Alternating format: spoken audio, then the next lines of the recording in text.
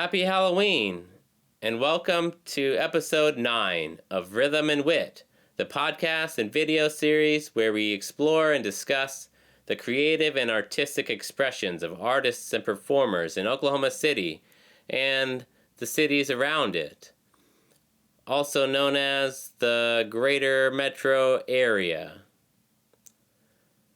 My name is David Steele.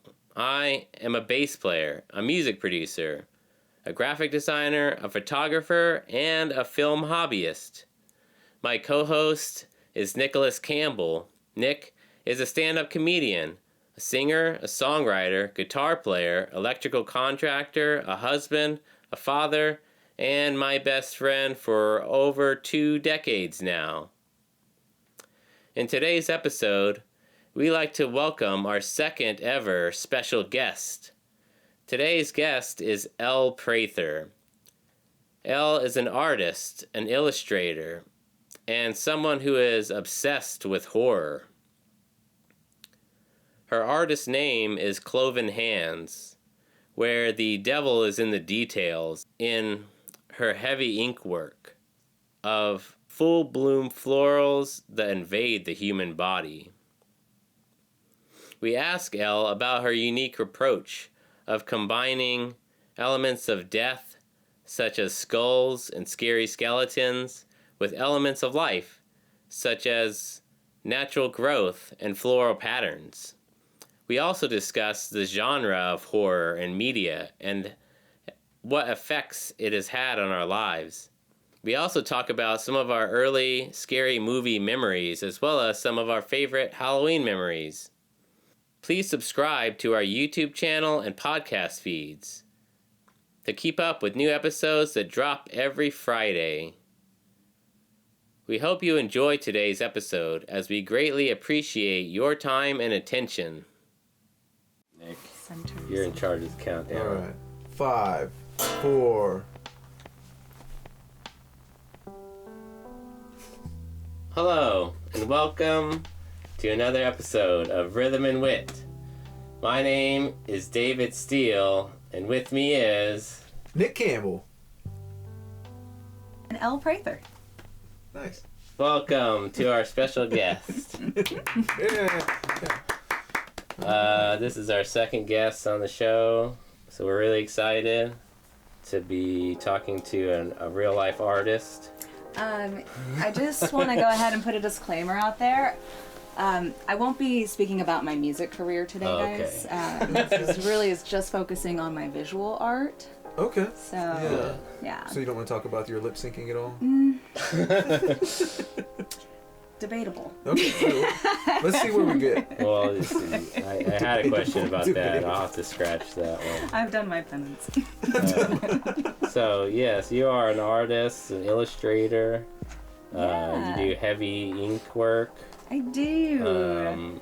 I think it's very nice. All that I've seen, I love the detail. I love detail in art and everything, music. So I like that a lot. Anything that's super fine and detailed like that. So how long have you been doing that style in particular? It's kind of new. So I've always been doing art in some form. Mm-hmm. When I was a kid, I used to draw all the time, just like sketching on paper. And then I didn't really pick up on painting until after college, actually. I think I got kind of stuck in school mode for a really long time, and a really good friend of mine, Sarah, always loved my art, and so she would always would ask me to like make a gift for her or something, and it really helped push me into painting. And I didn't actually develop a style until COVID.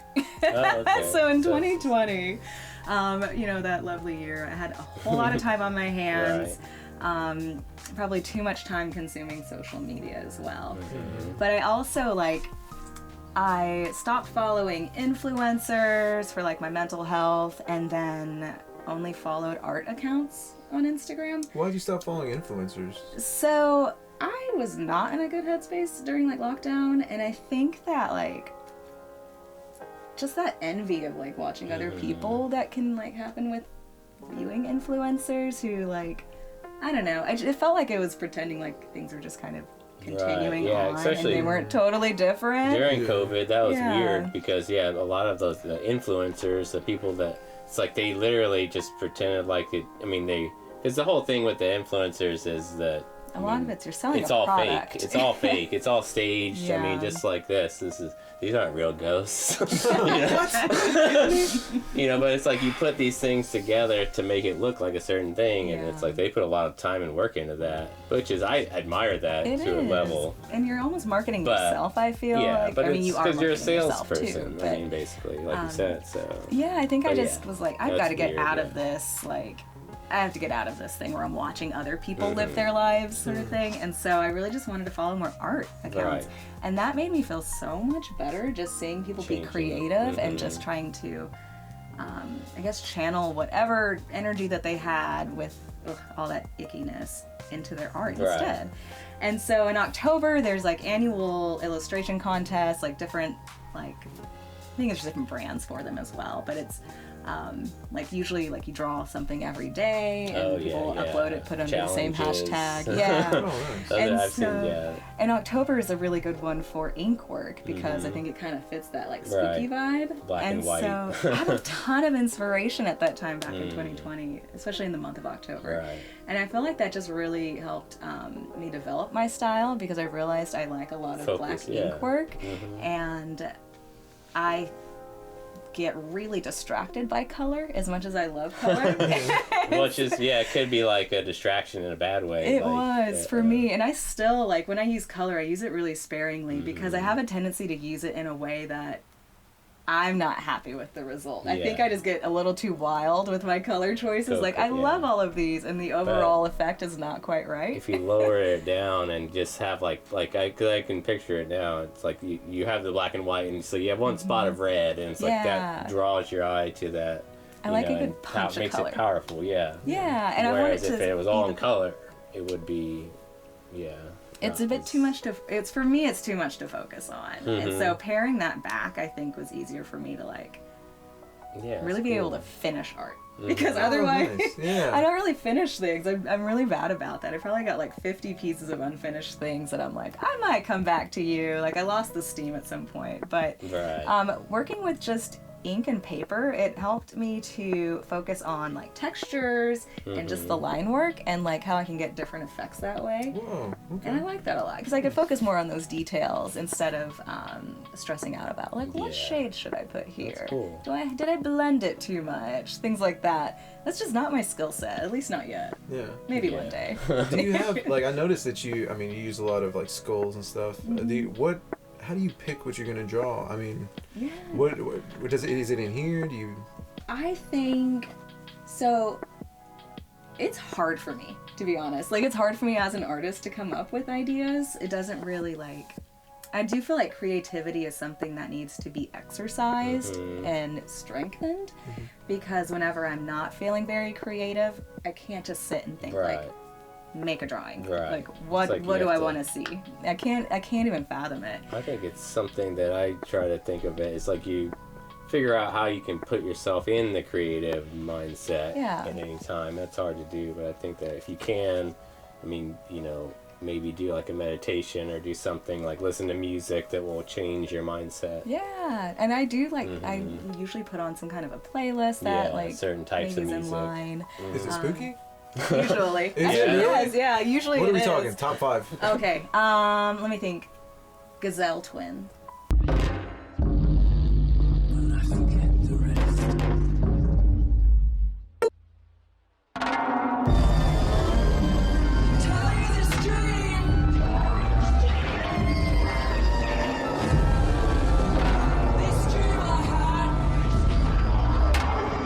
So this is an artist. I specifically remember my drawing Mercy's house, which is one of the first ones I drew in like my current style. So it's still like I think it was October 2020. Okay, yeah. And I was listening to one of her albums, and it's like I don't know, it's kind of disjointed. It sounds dangerous. Like it's just like really creepy good music for me. I don't even know how to categorize it. But What's the genre? I don't know. Yeah, that's I what I was don't gonna know. say. It seems to me, I've never heard of him, but it seems to me that that's maybe why it can inspire art, because it is so out there and like Yeah, I can't not a quite pinpoint specific genre, so it can kind of create a. It more like inspires like feelings or something for me, and it was creepy as hell, and I just was thriving in that cool. music as I drew. Also movies really inspire me, because I love scary movies. Do you draw while you do the movies? I While do. you watch the movies? Oh, Yes. okay. So sometimes if I'm drawing something I'm really trying to focus on, I usually just put on like my favorite classics. Yeah. Going back to real quick about the topics, it's an interesting question that you brought up about what you draw. I always ask artists this, is like, do you always know what you're gonna do, but when you start, sometimes I think you start something and it turns into something that, I think it's interesting. Some people probably have something very specific that they want, and they start doing it, and then maybe it turns into something else. But I think I've met people that just start doing something and it just turns into what it is. It just kind of emerges as they work through the process. Right. And I think that's really cool. Mine's kind of a mix of those things. I don't have a sketchbook. Like, I don't really sketch things out. If anything, I might just throw like big blocks of shapes just for the composition, so I can kind of overall. But I change things a lot. I erase a lot. If I'm painting, I might just paint over the whole thing and just completely redo things sometimes. That is partially why I like ink work, because it forces me to just stick with the choices that I've made and really work with it. Yeah. But sometimes I just kind of have like an overall idea of what I'm trying to do. Like, is it like, am I trying to learn a skill with this piece, like dot work, or like play with line work on that? Or am I trying to focus on forms or like realism? Because that's my current thing. I'm trying to incorporate more realism into my art, and so sometimes the subject itself might not be like too wild a concept. Maybe it's just a skull, but it's because I really want to like dig in and focus on the details of that piece. But what I like to do is just have a general idea and then just kind of let my brain take off. Because sometimes as I'm drawing, I realize the idea I had, just as far as the composition goes, doesn't really look that good on paper, like as it's unfolding. So I just change it up. And I think that's fun. Nice. I think that a lot of art, I think about this with music for sure, is that you kind of have to follow the music or follow the art and see where it wants to go, and let it become what it needs to be or wants to be or whatever, and not necessarily try to force what you think it should be. It feels kind of organic and fluid in that like it way, evolves almost like into a back and forth. But you could even go with that with comedy. I think Comedy writings you like can that. start a bit, and then as you perform it, and as it will change and evolve into something that you'd never imagined or thought it would. You can't start with the funny, because you're never going to find it. You got to find what's odd, inconsistent with the world, and then the funny comes from that, and that usually just comes from free writing. But like when we wrote music, that was one of the ways that we did it, is we just played something, we're like, that was cool. It's like, let's play it again and see if it can evolve into something. And it keeps moving, and you're like, well, let's change this to adjust it for this next piece, and then it eventually evolves. And if it's a weird thing that creativity is, it's just like, it's almost like you're absorbing it from the atmosphere. It's like, from your memories and like who you're with, and it changes it all. Everything has an impact on what art becomes. I think everything that's involved, even that's why I love playing in bands, because you have 4 or 5 other people or whatever getting together, and everybody's putting in their influences and their being, their selves. Well, that's really me and Dave different. get along real well. When we play music, it's just we snap right back into it. It's like familiar. It's like an old love. There's something almost kind of tangible between you two. If it wasn't for Liz. I can see this. That's why I'm sitting so far back. So I'm like, I don't want to disrupt. We should. If I was sitting it's there, like that we'd be Donnie Darko thing. But here's something that I like, Liz. Whenever I watch somebody that does art, it's like it seems like there's so overwhelming that there's so many options. I can do pencil, I can do paper, I can do watercolors, I could do there's other things, I'm sure. And but that's one of the reasons I always wanted to draw. You know, like, oh, I want to be able to draw just because I love comic books and stuff growing up. But then it's like, how do I even start? You know, I look at my hand and try to draw that, and it's like, don't really draw hands. Hands are don't like that's like class. That's the last final. Okay, well, I started way too hard. You're supposed to hide the hands. Yeah, like literally, hands are like one of the hardest things to draw. They're very tough. Notoriously too. I just do like hands and faces. Yeah, I like drawing faces. I mean, I don't draw as much. That's one thing with drawing, and just me personally. Like, I loved to draw when I was a kid, and because I love comic books, I love the Ninja Turtles, which I talk about all the time. But that's in cartoons and like drawing. Like, I think that I love cartoons for a much different reason than most kids. I think is I love the art of it. That's awesome, though. But that's why I love to draw, and I draw Ninja Turtles. But then I stopped because I never really. I mean, I got into digital art and computer graphics and stuff. So. That's and I was like, really I can stop. You just it evolved into. But I wish I had kept going with my hand work because now I'm very not great at it. I'm just not practiced. So it is definitely a skill set. Like, there's a certain level of like muscle memory that goes into it as well.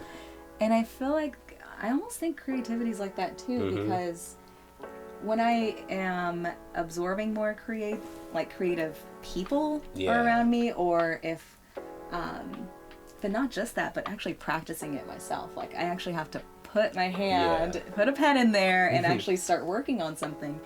And it just gets easier the more I do it. And it's not like always there either. So there are times where I might take like a few months of a break due to school reasons or whatever else going on.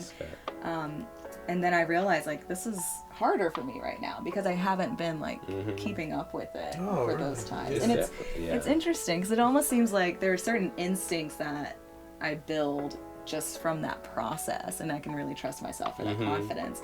And I wonder, like, is it like that with comedy too? Because you say that like, you have to have a certain level of confidence in yourself to be able to get in front of people and go off script. Well, I just recently and like change your jokes based on the audience's reactions. I recently had this like realization, almost epiphany. My buddy Leo sent me this video, and it was about like doing your art and doing it almost for you. Don't let other people to influence you. And I've noticed, and I've recognized in myself that if I try to just go with what I like, I seem to be.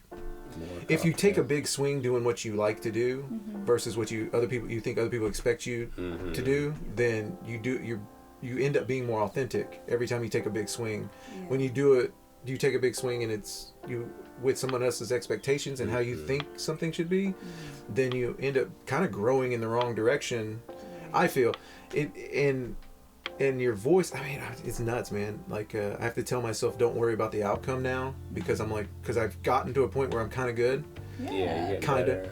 But I'll be like, oh, I want to do a good job. I don't want to look like a dumbass, you know? But now I'm like, just who cares if you do? And then once you get up there and you're like trying to play to you, what you think is funny, what you like in your art, then you become more comfortable. And if you fail and grow in the right direction, I feel like. It's like, does that make sense? Yeah, because it's not really a failure. It's just, and it's not a setback. It might be disappointing. Right. Yeah. But like, there's stuff you learn, and I love that comment you meant about making or being more authentic to you, because it is like a brand that you're building up too. Yeah. But it's you, like you are the brand. I've said this before. That's what I love about comedians and comedy, as it's like, you get to know that person. It's like, that's what they have to present. If I was a comic, it's like, this is my life, this is my view of the world. And I think that the more I watch comedians, it's like the more I fall in love with them in a way, because you learn more about them. I mean, just start to knowing. It's very personal. Oh, we're being visited by. It's the evil werewolf contractor. Sorry guys, I didn't want to bring this up. Is it a full moon? But the foundation here is pretty terrible. I've got a few. I've ran some numbers for you. I just wanted to make sure I got my costume in. I didn't mean to interrupt. Sure. I did want to jump back to something we brought up or started to get onto, which is horror movies. I think that you had brought up something recently. I don't know if it was on the podcast or if we were just having a conversation about horror and like exposure. I think it's like, to me, and I learned about this over COVID too, because I deal with a lot of anxiety and social anxiety in particular. But I've always been a fairly fan of, I love sci-fi and kind of like fantasy and genre stuff. So horror can go into that. It can. But it's not always, like, I've never been a big like Freddy or Jason fan or whatever, but I would watch those. I need to go back and watch those series just to one series I did get into was Scream, which those are, we can get into that. But going back to my point real quick is that it's like a fear exposure, because, and you had brought this up to me recently, and like I said, I looked into this over COVID and started watching more horror movies for this reason. It's like you put yourself in a tense situation, but it's a safe way to do it.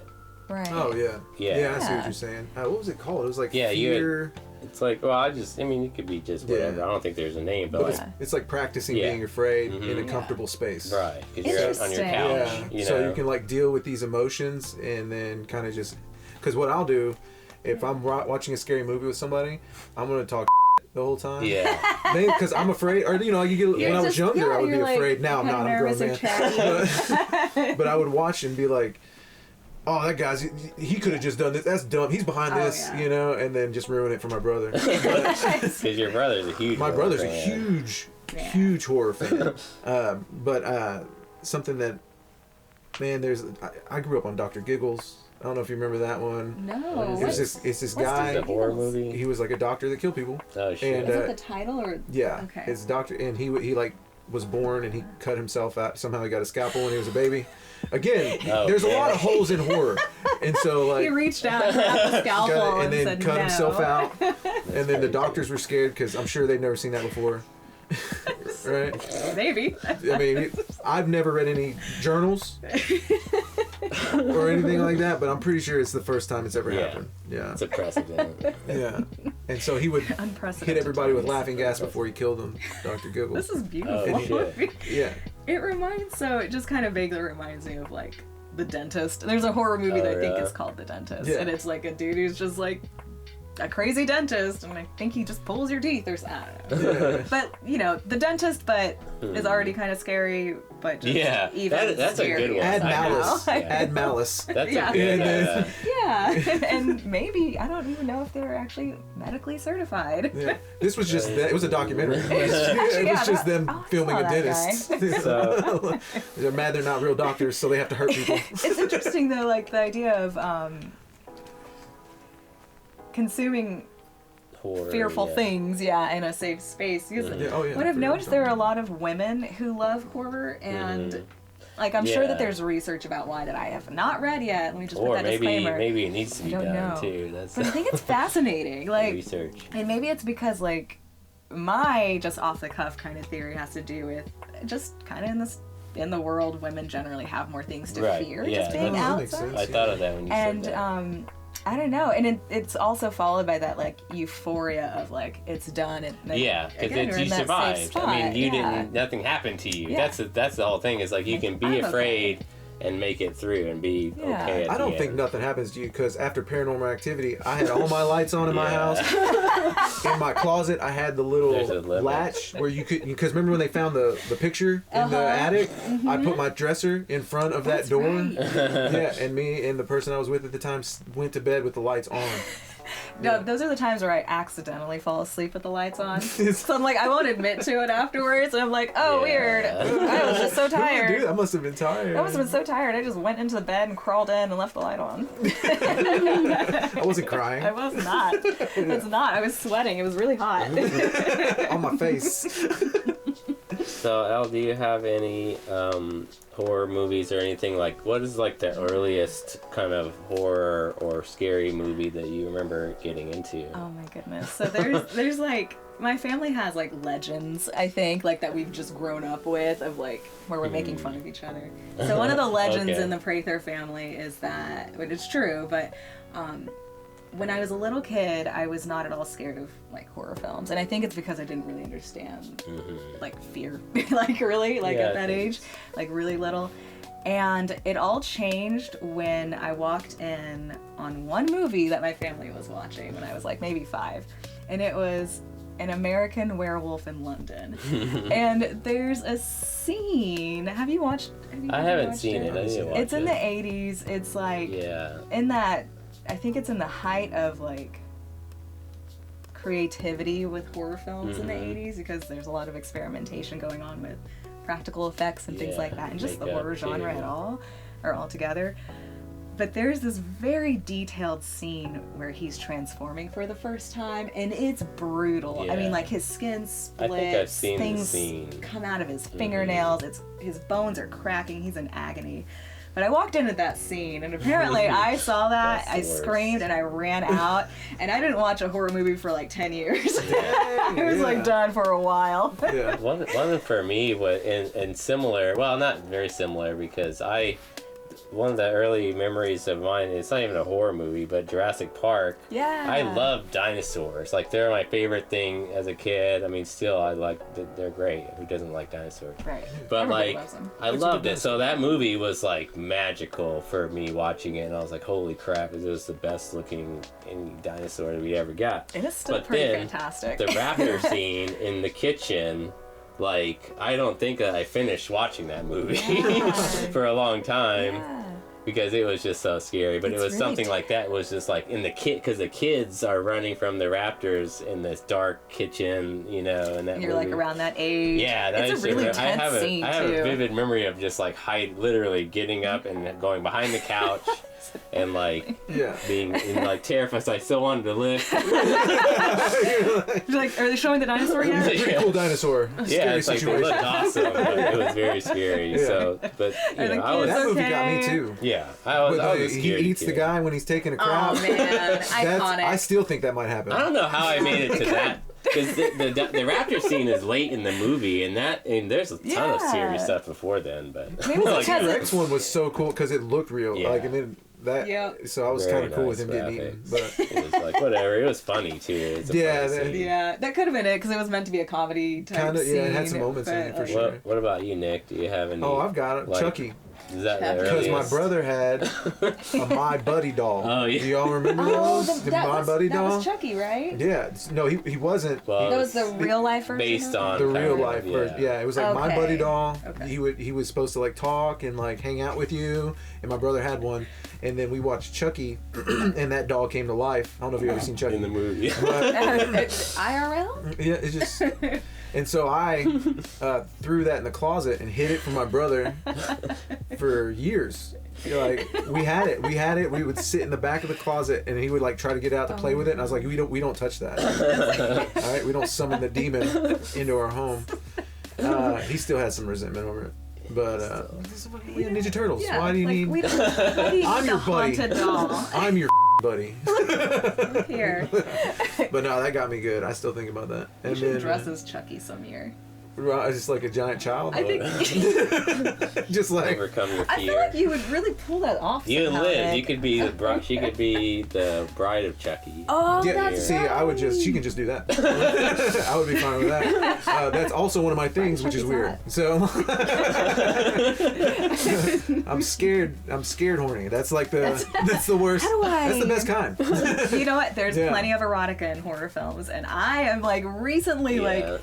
I need to check out this like genre more because I haven't really explored that. Like I think about Jennifer's Body. I've not watched. What's that one? Is that the one that it has Megan Megan Fox in it? Yes. Yeah. Okay, I remember that. And one. I think it's one of those like it's also a statement about like burgeoning femininity and stuff. Like because it's teenagers. It makes me think of like Lord of the Flies, but women. Like the movie Heathers, or was it Jawbreaker? Yeah. Oh, is that the one where they kind of Mean Girls, but not horror. I remember that one where they stuff her in the. That's right. That messed me up, dude. Yeah, I vividly recall that scene when they open up the trunk. Have you watched Jawbreaker? No, I think I know what you're talking about, but I've never watched it. I don't know if it even is it actually considered a horror film. I don't know. I think it's pretty horrific. Yeah, but creepy and weird. That's right, because there's a killer in it, right? Like a secret killer. It's been years. I remember that really scene when they pull her out, or whenever. Yes. Yeah. So it's like those giant jawbreakers that you get from well, at the time it would be the mall. I don't know where you get them Amazon now. store. Yeah, the a real bag of big 10. ones. I remember that now. But it's a group of teenage girls who are trying to play a prank on one of their friends, but they're mean, and that like mean kind of competitive friendship. So they like prank kidnap her, but they are actually kidnapping her because she doesn't know it's her friends. Yeah. They shove a jawbreaker in her mouth, and then they like, I think they put a cloth over so she can't spit it out, and shove her in the trunk, and they drive her somewhere. They open up the trunk, and she had like swallowed, and the jawbreaker is like, it's stuck out of her throat. It was like those toads. It's pretty horrific. Yeah, that's tough. I was it was shocking. I remember watching that a little bit too young, I think. But I remember watching it going, like, I believe a girl would do that. I believe girls would do that. I do too. Yeah, dude, I girls do are mean, too, dude. teenagers. Watching my daughters grow up right now. Oh, man. Yeah. Well, they probably are dealing with that at school too. A little bit, yeah. The jawbreakers are everywhere. People are just out there, just got them. Yeah, it can happen at any time. So what are some of your like top favorite horror or scary movies or series or books or whatever media that you consume? I have so many. Like, it doesn't have to be your favorite, but yeah, just whatever you think. So my immediate thoughts are like, I like the artsy horror. I don't really like gory horror. If it has some gore and it's just just part of the plot or something. Was that that's Hostel? fine. Was that the one? Yeah, I can't really gory. do those anymore. I watched the first one and I was like, okay, I'm glad I saw it. I guess. Yeah. To see. It was still kind of an iconic movie. Yeah. Like, I guess like kind of like Texas Chainsaw once. Massacre. Mm-hmm. But yeah, I don't think I need to go back to that. Yeah. So I am more obsessed with psychological horror that creeps you out. Yeah. Yes. Like, is somebody maybe mentally ill or like supernatural things we can't explain? I love like all kinds of Christian demon kind of stuff because I just love creepy stuff a lot. So Hereditary is probably my favorite. Yeah. This is horrific. It's got family grief and trauma. Mental illness is in that, but also like witches and demons. And I love it. And it's done in such a way that just like, I watched it for the first time by myself. Have you watched Hereditary? No, I've never seen it. I've heard a lot about it. I won't mention this scene because I'm just going to say you need to watch it. It is scary. Ahead. I probably won't watch it. Go ahead. Okay. It's scary. I'm not going to watch it. Viewers, right, spoilers. Yeah, there's some spoilers. Spoilers. This movie's about 5 years old, so I hope you've watched it by now. Yeah. If you haven't, just like pause, go watch the movie, come back. So in Hereditary, it's about it's essentially like demonic possession and like a cult of witches going on, but it's folk horror as well. And it's this family kind of isolated in the woods. They don't communicate very well. There's like stuff going on in the family. They're not a healthy family anyway. The matriarch, the grandmother of the family, passes away, and like all this crazy starts happening, and they realize that she was like part of a cult, and I think she may have been head of the cult to bring this demon back for money, basically. Like, this is like, I think he's Paimon. He's supposed to be some like demon that bestows wealth upon people. There's also this joke about like, when these like well-to-do, wealthy like white folks are out here trying, the economy's bad when they're trying to summon a demon for more money. That's really, because they have a nice house. Yeah, commentary on our culture right now.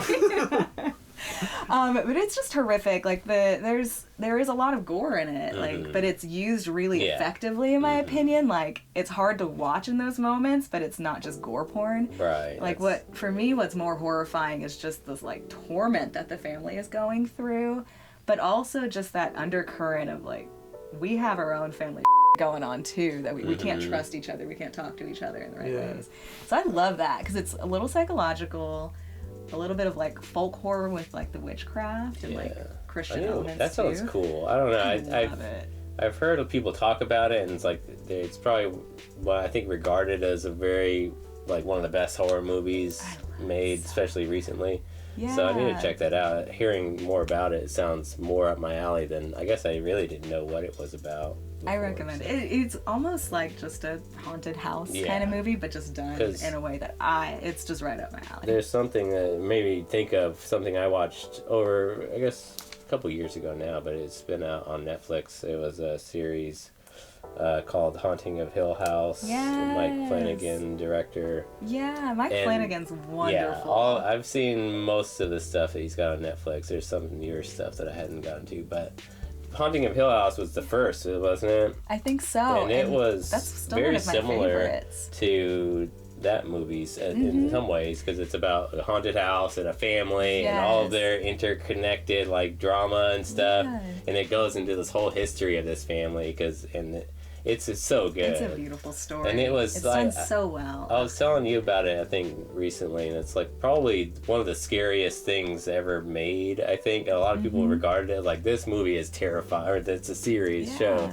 It's like, this is terrifying. It's like some of the ghosts and things that they're like really visual, creepy. And but it was so good. Viewing, you'll notice that there's like ghosts in almost every scene. Yeah, and it's really horrifying when you notice it again. Like it's just you're not meant to notice them the first time. Oh, they're just like in the back. Yeah, oh, that's even better. Well, there's like, always really, stuff really that you realize, like even it's like when you realize, because all of his stuff is like this, Mike Flanagan, it's like once you get to the end of the series, the whole series changes. Because it's like, oh, that's what was happening the whole time. Kind of like, that's what I love about it. M. Night Shyamalan? Yeah, kind of. Twist, Like, it's less of a gut punch kind of twist, but more of like, a realization. this has been running through the story, and the you whole could figure time. it out. Realize, You could figure it out if you really pay attention, I think. But it's just like at the end they give it away, and then you can rewatch it, and then like, oh, I could see all this other stuff that you maybe. Oh, it has rewatchability too. About it. That's brilliant. That's what I love about those little details so much, and like I obsess over them sometimes. I'm like, oh my gosh, how many times do I need to watch this thing? I will. Right. I will do it. I've only watched, because I watched The Haunting of Hill House. I love that one. Yeah. Blind Manor was okay. I thought it was good, but not as good. It wasn't scary. It was just yeah, it was probably just more in line with the original story. I think it was a lot like Hill House, but not as good. Yeah, I didn't enjoy it. What do y'all think of Hubie Halloween, though? I love Hubie Halloween. I am saving it to watch it on Tuesday. Oh, really? Yes. So I've been waiting all month because that's like my favorite fun horror, or I guess Halloween movie right now. Yeah. I love it. I know you meant it as a joke, but no, it's solid though. It's so good. Like, I love that he just drives and people just throw. He has a thermos that like you can do anything with. Utility thermos. He made it when he was a man. It reminds me a lot. I loved Ernest Scared Stupid. Yes. And that it just like it hits all those for me. Exactly. That was goofy humor. That movie in particular is probably, because I never liked horror as a kid, but that one I loved because I loved all of his movies. Fun, yeah. But like that was probably the one scary movie that I liked as a kid. Like until as a teenager. Because I remember one of my favorite scary movie memories is when we were probably, I don't know, like 13. Well, we might have been 14 or 15. We couldn't drive, but we went to see a movie at the theater that you worked at. I'm pretty sure. And I'm pretty sure that's how we got in. Oh, yeah. Did you guys already know each other by then? Oh yeah, we met each other when we were 12. Oh, there really is that Donnie Darko like bubble thread between you two. Yeah, oh, we're here, man. Okay. But it was all of us, me and Nick, I think Neil and Nathan for sure. Maybe I'm sure John was there. But anyways. And I didn't know anything about this movie. I just knew it was a scary movie. It was around Halloween. And I was like, yeah, this is going to be fun going to the movies with my bro. And the movie turned out to be Saw.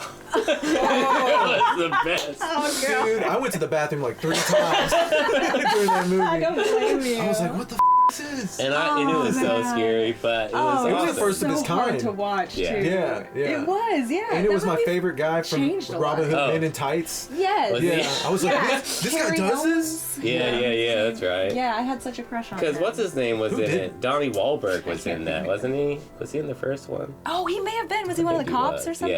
Yeah. That's right. I think he's in the first and second one. I think he gets killed. Spoilers, eventually. But, that was a good one. That was like one of my favorite ones. It was so good. That whole, that and Hostel.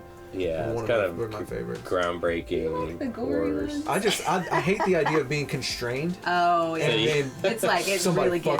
You, and then you're stuck. They just like tickling your nose the whole line. Yeah, that's what they were doing. They were tickling. Or like pull out your eyelashes. Do you remember whenever he took the little flamethrower and he just like lightly tickled her eyeball? I remember. And he had the eye. It's just like. Oh, and it gooped like. Yeah, that one I was like, all right, guys. Yeah. You're doing so much. The goop doesn't. You know like an egg. It reminded me a little bit of like the practical effects in 80s horror. It looked like she had something wrong with her already. Yeah, like you were already bad off. Something was going on there. He helped you. It's the Dexter of of Hostel kind of thing. Well, that's what I like. I don't know if you remember this one, but Pumpkinhead. You remember Yes, Pumpkinhead? yeah. I love it when a group of kids with another kid, that person dies, and then they get to come up and because I'm like, yeah, kill him. I want kill a him. good supernatural revenge flick. Yeah. Like That's what Jason Pumpkinhead. is. Give me That's all more- Jason is. Yeah, that's true. Yeah, They deserved to die. The first set deserved Freddy to die. too, but like Freddy's kind of like, what are you revenging? They revenged. No, he was a on pedophile. You. Yeah, He was even. Do you He remember was the already one? the bad guy. Yeah, he was already. You didn't have to convince me. You were already the Yeah. bad guy, and then they killed you, and you had the nerve to come back. Like, you ain't gonna get rid Well, of there was this that. one. Right, I don't know if you I'm remember. stronger. It was like the Dream Warriors. That's I think number 3. Dude, that's my favorite one. That's a fun one. Because he like goes that into one, their yeah. dreams and then they win. Mm-hmm. I was like, Yes, spoilers. they're like, we gotta fight him in our dreams. Yeah, and I did that. I did that. You're telling me to sleep? Let's f***ing go. Yeah. I'll sleep all day. You know, kinds of work in my Oh, you sleep. know how many superpowers I have in my dreams? Yeah. Let's go, Freddy. I didn't know I was a dream warrior. Yeah. I didn't know I could Did it fight. though. Chucky can't. Like my mom was like, Oh, just do yeah. like that dream warrior thing, and I That's- went to sleep Oh, smart. and I was like, Chucky was coming after me, Yeah. and then I was like, I'm Batman.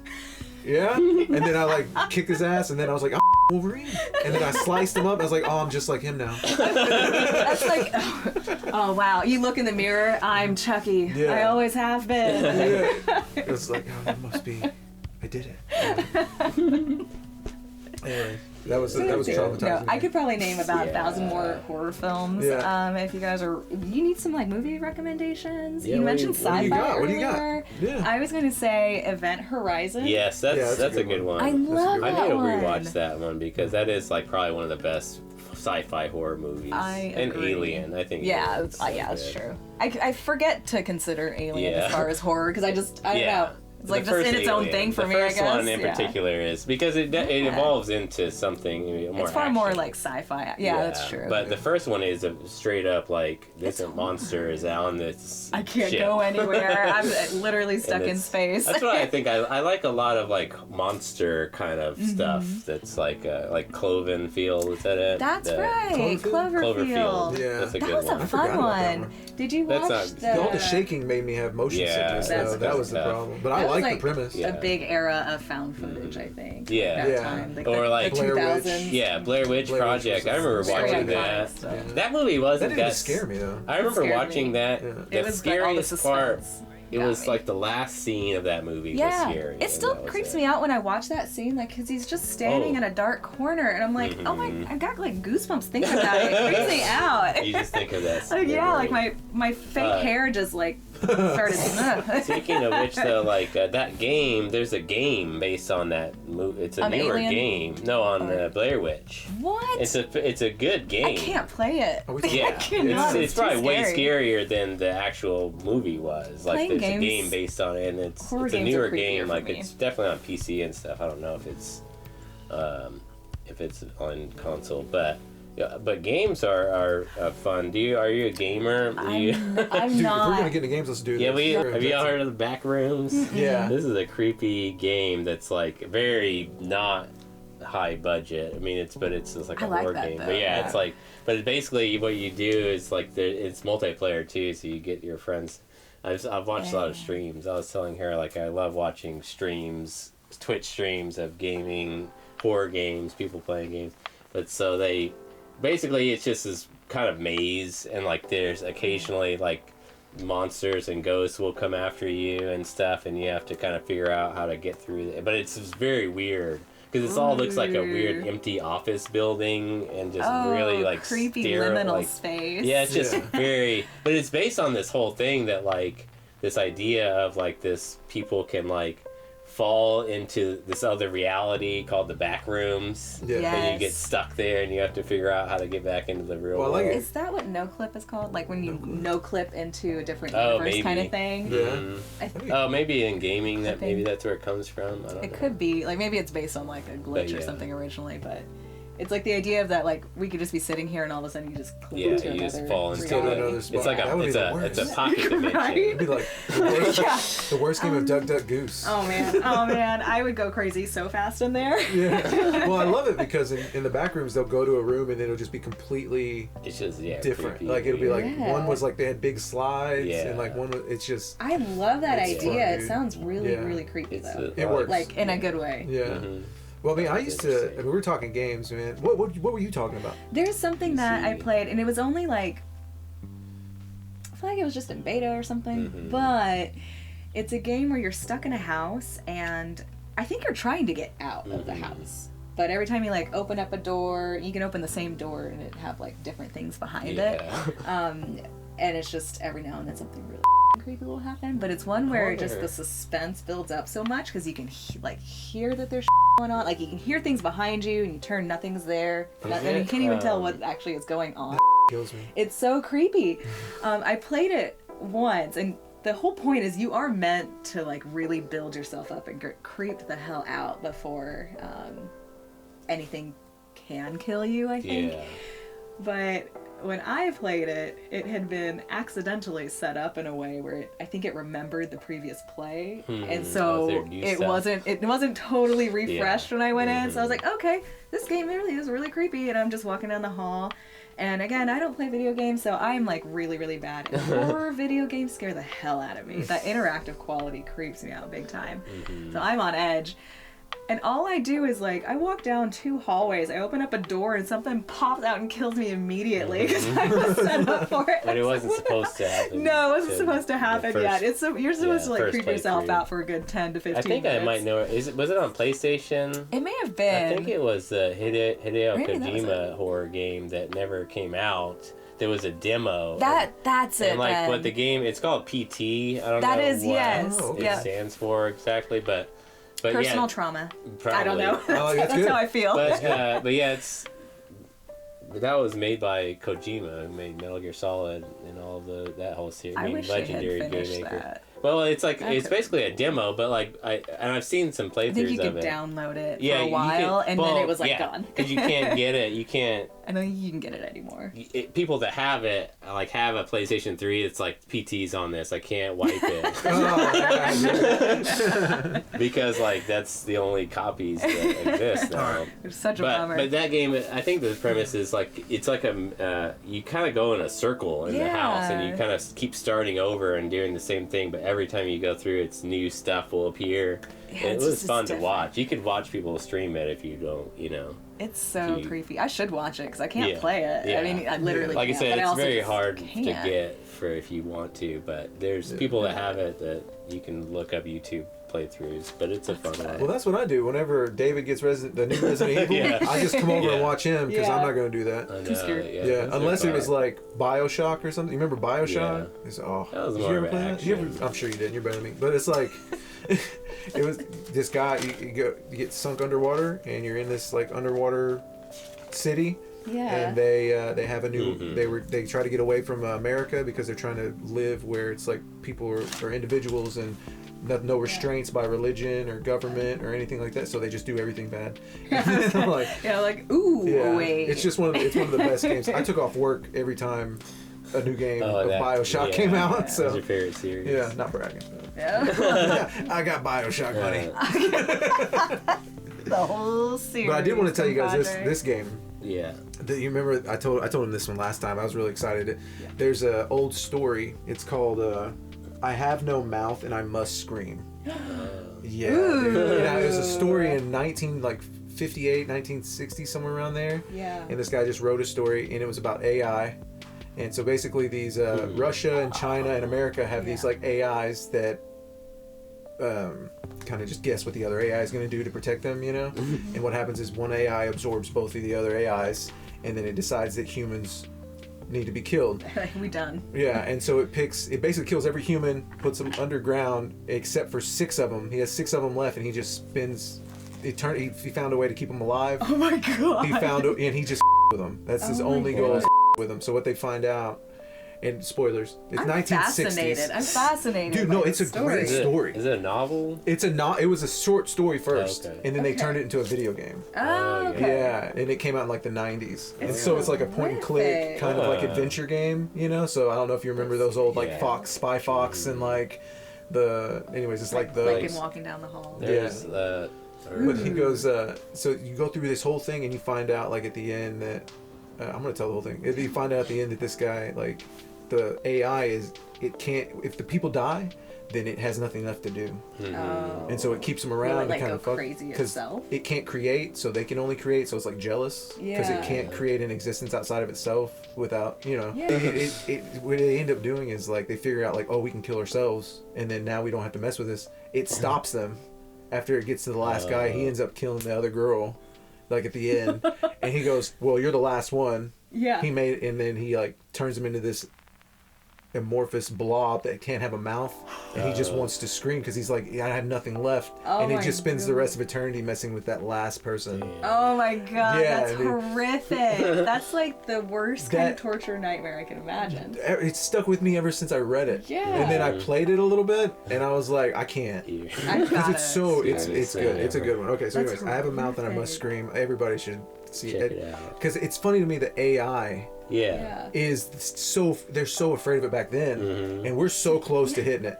I mean, like well before, I would assume it was really like AI, right? Like it was just the idea of AI at the time. Or I don't know. I don't know enough about computers to know how much. They probably knew about. They knew about computers and stuff, and I'm sure that. I wonder. Like prompt-like, but like when you think about like. You think about like robots independently. Yeah, it's like they thought about robots like hundreds of years ago. Mm-hmm. Even because we had like the Jetsons and stuff. Yeah, I mean that was not 100 years ago. That was at least 300. But like Leonardo da Vinci, I think had drawings and plans for like a robot. Mechanized I think that was maybe one of the first ever conceptions of a robot. I mean, he didn't make it, but he had tons of drawings and plans and ideas for all kinds of stuff that he never did. That's got to be like. But to it's think like of doing that without having anything else to look at, right? Like, to be able to come up with that concept. That's true creativity. And I'm sure you probably had other people Star Trek had tablets tablets off of too. Yeah, Star Trek had tablets, right? I've noticed. So there's like, there are articles I'm sure out there too, but a lot of technological advances that we have are also in thanks to sci-fi. Like just to have the idea, and then there are people who can understand the mechanics of how to put it. Because it's like into art. Reality. Art inspires life. Like life inspires art first, but then art. I mean, people see like in Star Wars or whatever. It's like, oh, they can see a spaceship that can exist now, but maybe they look at that and like, I think I can figure out how to make that real. like conceiving of other worlds and things like that too. That's why I think the art is so important to humans. I mean having the ability to come up with the concept is a pretty big deal. Like creativity is hard. I don't always feel like I've got it. I think I wanted to get back to talking a little bit more about your art, because you use a lot of horror elements. I do. But also very floral and very life. It's like life. I think of it as a combination of life and death in a lot of your stuff. Thank you. I've heard that comment before too. And it's almost, I don't know, I didn't really go into it with that originally in mind, but it's almost like it developed on its own, because for me, I just really enjoyed that juxtaposition of the, less the theme, I didn't really think about it at the time, but more just the visual of it. Like I liked that visual of like death, decay, plus. But then maybe life comes back over. It's like it beautifies it in a way. Natural. And I like that a lot. Like as far as that aesthetic goes. But I also just like some grim, creepy horror. It's just not quite what I generally will draw.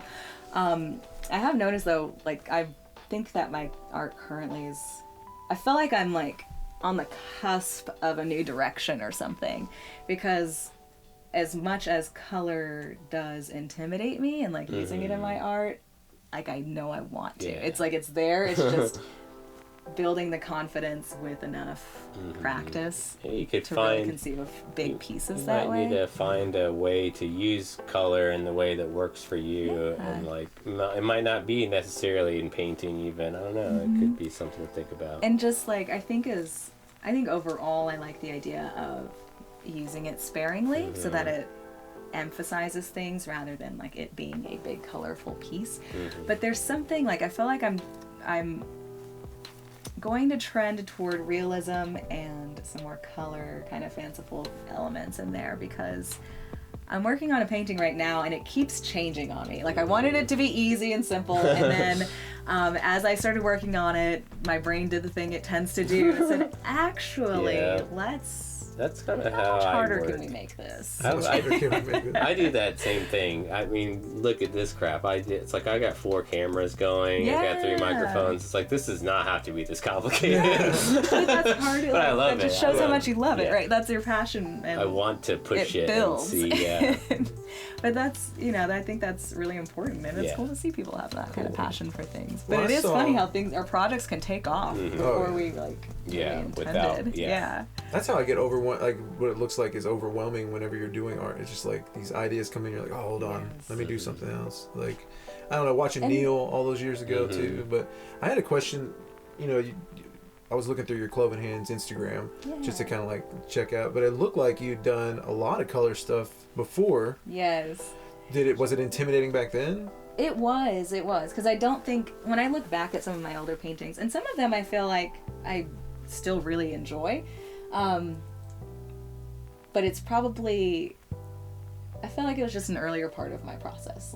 And I think that what I used to do was try to mimic other people's art in a way. Like I would see these styles of things that I really enjoyed, because I love absorbing colorful pieces. Like my house or my apartment has like colorful art all over the place, and I love it. It's just I've had to realize that like I can like something without trying to imitate it. Like I can appreciate it and like maybe take I mean, there's things that I'm learning, and it might even just be an overall like mood or something that the color provides, because you can accomplish mood without that too, just depending on how you highlight things. I think it's your composition, but something with art too. I mean, it's like I think something I've realized too recently as I get older. But you have to see something first to know whether or not you can do it at all, and then you might see something and you want to try it, and maybe it doesn't work out. But it could lead you to your true expression. I think for makers that can be really difficult to try to wade through that process of like how much am I really trying to take from this for myself, because like there's a book I can't remember the artist or the author's name, but it's called Steele Like an Artist, because artists have been borrowing forever. Like as soon as somebody makes a piece of art in history, like that has been part of the next piece that another person makes. Like there are a lot of artists that have like literally stolen, like even in Renaissance times, like they would literally steal like each other's ideas or composition and things like that. Like who are you gonna tell? We didn't go to the newspaper. We don't have those yet. But there's that like a very distinct line between like inspiration and plagiarism. Like you never want that. But that's the like, you can, when I say I take bits and pieces, it might be like, oh, I love the way you shaded this, like the way that you created that effect. I didn't even like ever conceive of that, and then I think like that's a technique I want to try, and it'll be a whole different piece of art that I'm working on. But like I really like this dot work, like the way they highlighted this one end, and it's also just a learning process for me too, because I've never had like formal training as an artist, and so there are a lot of things that I'm learning as I go, like, and a lot of it's like learning through mistakes too. I think that's the best way for me to learn. And so it's just being really careful though of not borrowing too much. And I think that's just one of those like gray areas, probably with music. I think music is about comedy 15 seconds. About 15 seconds of sampling before. Like I really like the way you did this. How can I like do that but not the same? Well, you can do it with tone. I mean, your guitar tone. Exactly. But with with comedy, it's more the mechanisms that make the joke. You know, like comedy, it seems like it's like harder your structure to. and how you're like forming comedy, a joke. it almost seems like you shouldn't have to. I mean, because if you steal someone else's joke, you're trying to steal someone else's life. Yeah, that's straight up. That's just straight up stealing. Yeah. It's like, but you can take, like you were saying, the mechanism and put your life on that, and then it's yours. I mean, it's not at all stealing. Yeah, and especially if like you have a clear sense of yourself too, and that's again like having the confidence to be yourself and even change, because we're always changing, but not trying to imitate someone else. Right. Like we can learn, and we always, I mean, nothing that we do, fun, right? Well, I think especially if you're starting. I mean, we do it on some unconscious level every time too. I think like, I steal from people all the time. I think in all contexts. Like if I see somebody and like the way they use a certain word, I might start using that word. Yeah. I mean that's just like, I think that's just a very human quality of because, like. Going back to what you're saying about the building on. I mean, all human culture and knowledge is built on the people that came before us. Exactly. We wouldn't know anything if tons of people hadn't learned this stuff and taught other people and built to where we are today. Absolutely. Yeah, there's always like there's a legacy of everybody before me that is also part of my art. Whether or not I'm ever like really conscious of that fact, but it's the truth and it's there. Because it's like you didn't we absorb all kinds of stuff. Like I did come not up with the idea of drawing or painting. Right. Like I'm not the first person like look at me and my black and white art. Right. Yeah, it's only me. I think it was like Kurt Cobain said it. I may not have been, but he was like, "I'm the culmination of every person I've ever met." Yeah, absolutely. Yeah, and I believe it. I think it also like even if you're imitating, obviously you don't want to put it out as yours. Yeah. But you're like taking on the persona of this person's style, which is a culmination of every style that they've practiced. And then you go, I really like these pieces, and then you take it from everybody else. And then that becomes your style. If you plagiarize from one person, that's stealing. But if you do it for everybody else, it's your Honestly, style. Yeah, that's a great point, because I think about that a lot with my art too, because when I'm picking pieces of inspiration, it's usually not an entire piece. Like I love the whole piece, but I'm like, there are certain things where I'm like, I love the way you did this, or I love your composition, or like, what a cool subject. Or like, I've never seen this done in this way before. Like that's really cool. Now, again, that's one of those like, be careful of how you're picking, because it could very well be like one person's specific thing. Yeah. But yeah, I don't know. It almost feels like a love letter to all like the people that have created art, or all the things that I've absorbed. I mean, I think that people should be. I think a lot of people probably get. I mean, rightfully so, if you don't want people stealing your ideas or taking your ideas. But I think that we should be happy when people copy us and imitate. I mean, it's the highest form of flattery. It is for me, especially as like kind of a smaller like local artist. It's really, really impactful when people. I've had other artists ask like, can I try something in your style, or like, can I do this? And there is like an art trend, like draw this in your style. And some people take it pretty literally. Like, let's say I go ahead and I draw a skull with a flower on it. And I say, draw it in your style. And then you see that subject and you can like, let's say you also really love, what's the thing that you love? What do you love, Nick? My kids? Maybe you love your kids. Maybe you do. Maybe one. Maybe. Calling me into question. I don't know. Maybe you love your kids, or like if you let me change it. Liz.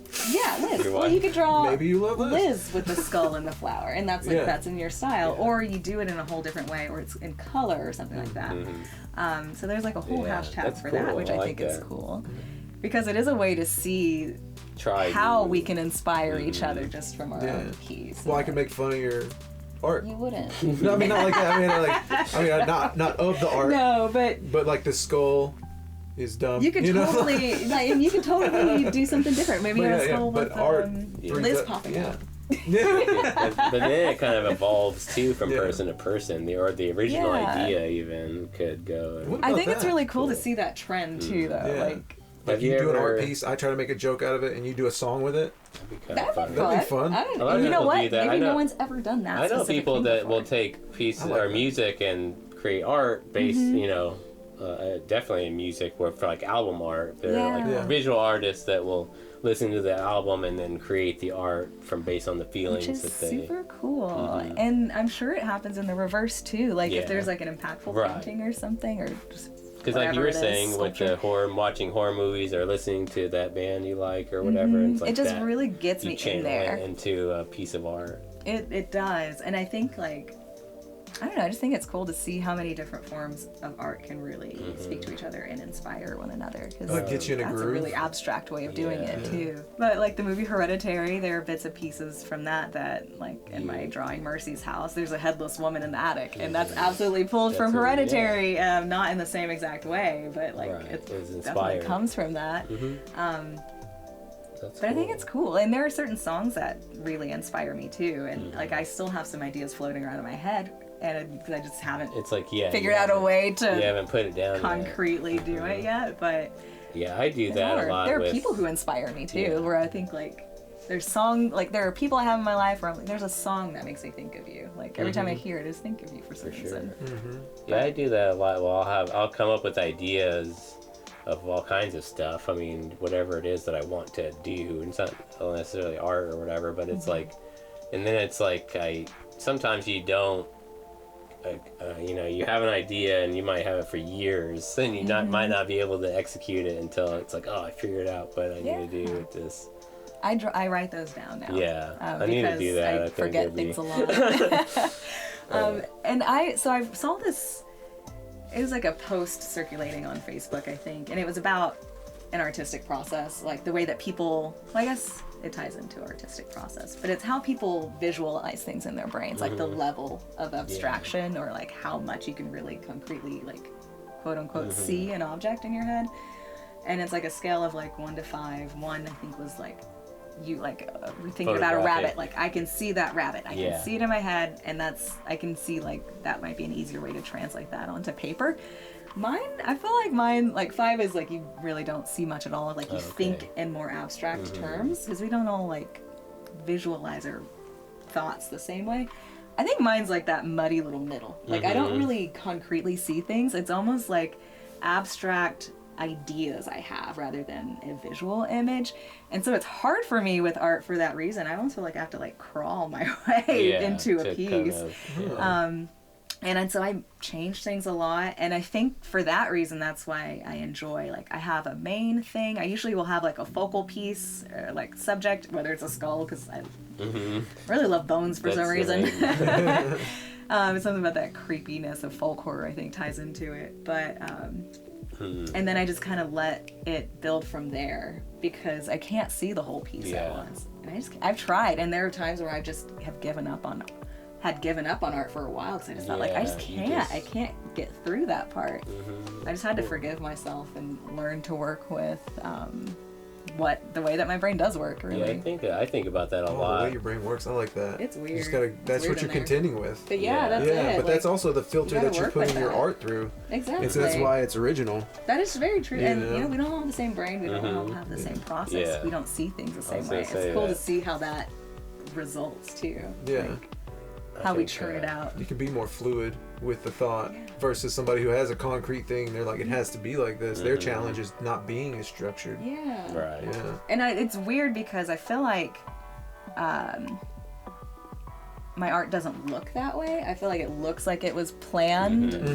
And I think that's just more because I just like certain details, but no, I just go. Really? For the most part, I pick one like overall shape or something, or the overall general composition, and then fill it in around that, because when I've tried to work against that, where I'm like, no, I have this plan, I'm sticking with it, and then I look at the paper, I'm like, it doesn't look as good on here as it could have. It's I should have worked with because it. From your authentic self. Whatever you've got in your mind too might not ever live up to, or that won't ever live up to what you're envisioned if you have such a concrete idea to start from. I think so. It can be really tough to deal with that, like what I thought it was going to be and what it is. Well, let me run this by you. So say you're sitting there, and how your brain normally works is you kind of just have this abstract idea, but then you're sitting there while you're doing the work, and you're telling yourself, I should have something better. I should have something more concrete. I should have something that, and then you're shooting all over yourself. Something that Liz says. I love that. And what happens is now the time that you've spent doing the art is not good. I mean, it's not good, but you're beating yourself up. And the result in you authentically, because you're not using the tools. And I think that's accepting yourself in your art is accepting yourself, and you can enjoy the art more. Yeah. And then at the end, you're more proud of the thing you did, because it's like it's more you. Yeah. Is it to me? No, I think you're right. Accepting yourself more art? What art is for? I think it is so. for me. Yeah. My art feels like it's really personal, because whether or not it's like, oh, this is like my grief, that's not really generally what my art is like, but it's personal in the sense of I make it for me because I enjoy it, like, and so I'm happy when other people enjoy it too. But it also helps take the stress away, because I don't necessarily like making art for other people. Like, I like making it for myself and to put it out into the world. And it's like a really great bonus when other people like it as well. When it resonates with them. Yes. Yeah. And I'm glad that it does. It seems like it does for the people that I've talked to, like different festivals or anything. But that's a way for me to continue to enjoy the process, because I've tried doing like more commissions and stuff, and that's just not really my thing, because usually someone else has a very different idea of what they want, and it may not be in line with like my artistic process. It's interesting, and that can be an issue. I'm a graphic designer. That's literally what I do. Yes. I don't create. When I do design work, I rarely ever create anything for myself. I mean, I do, because it's like I do stuff for myself all the time, but it's always for someone else, and it's always like, and I think that it's a struggle for a lot of graphic artists when they start, for sure, especially if they are a traditional artist first, because you have to deal with a lot of rejection, and you have to realize, as when you're in that profession, or even in a commission type profession, you know, it's like you can't take it personally, because they're not saying that you're bad. It's like that's not what they want. That's not what they're paying for either. Right. So it's difficult to get into that mindset, and I think it took me a little, you know, maybe a year or something, but I mean, at this be more point, okay with that. Yeah, I like that. It's not your bad. Yeah. It's hard to separate that out, because any art you create, I think of art can be really personal. Art is usually it to is. me, and think something I've learned more and more lately is art is an expression of ourself, and it's so that is why it is a personal. And I think that going back to what you said about, is it, you know, learning more about yourself, the more you know about yourself, the better art you can create, because you can express yourself more fully. And I think that's whenever you don't know, or if you doubt yourself, or you have low self-esteem or low confidence, you're not going to put out the best product, because you're going to think it's bad because you think you're bad. Yes. Yeah. I mean, that confidence goes a long way. And the confidence isn't even, it might have nothing to do with what the art actually is like, or like where you're at as far as like your skill. It's all going to your true self. It's the confidence in yourself to continue to do it, like, which is really hard. I know I've struggled with that. Acceptance of yourself gives you the confidence, because you're like, hey, I'm just in the middle of this. Yeah. Like, I'm just starting out. I'm just trying to figure this thing out. I'm trying to work this skill. Because the problem is, you will see people, and you'll see people whose art or whatever medium it is, and you think to yourself, like, I'm not like that. Like, and it might be true. I mean, you aren't like that because you're you, but even it's just as far as like skill goes, like on a very like technical sense, and that can be really discouraging, I think, to know that you have an uphill like journey with that. But that's whenever, like, what I've done, because it's been really overwhelming sometimes, that artist envy, just regarding like, man, I wish I could get my proportions quite right. Like, what am I doing? Like, I want this to be easier. Practice is always a thing, and you just have to know that practice is going to result in things that you still might not be really proud of yet. But just being okay enough to like be kind to yourself as you learn. That's it. Because otherwise you can't enjoy the process. Exactly. And then I try to narrow things down. I've learned that I don't really like large composition pieces with lots of different things that you can add, because it's overwhelming for me. Then you go crazy and go too. I'm like, that's a big, like, I couldn't do an enormous, I mean, I could, and it would just take a long time, but like when I see an enormous canvas and I think, how many little things am I going to put in that? Like, that sounds like a lot, because I've tried to do it and I get overwhelmed and then I've stopped. So what I've done before is if I'm trying to work on like a technical skill, I'll just focus just on that skill and just build the art composition around it. Like we can make a cool piece out of this still.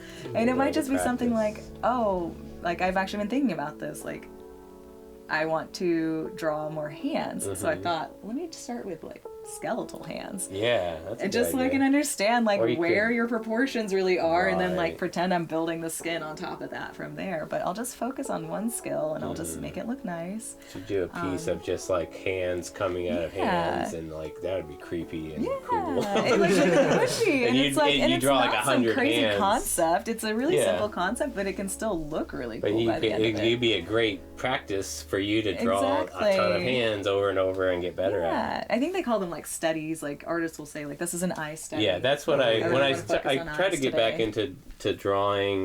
Like it was actually before the pandemic.